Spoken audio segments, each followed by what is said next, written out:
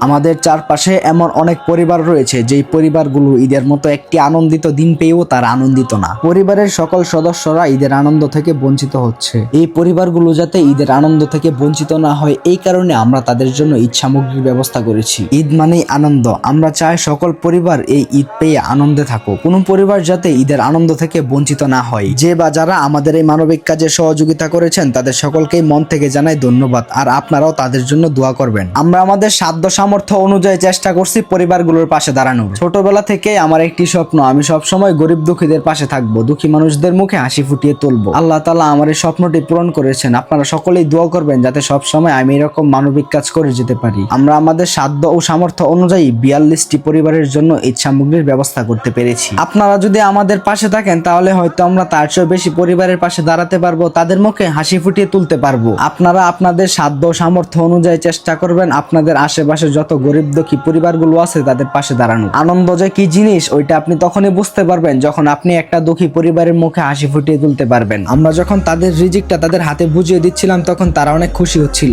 আমাদের এই কাজের মূল উদ্দেশ্যটাই হচ্ছে তাদেরকে খুশি করা। দুঃখী মানুষদের মুখে হাসি ফুটাতে পেরে আমার কাছে অনেক ভালো লাগতেছে। তাদের মুখে একটুখানি হাসি দেখলেই আমার কাছে অনেক ভালো লাগে। আপনারা সকলে আমার জন্য এবং যে বা যারা এই মানবিক কাজে সহযোগিতা করেছে তাদের সকলের জন্যই দোয়া করবেন, আমরা যাতে সবসময় দুঃখী মানুষদের মুখে হাসি ফুটিয়ে তুলতে পারি।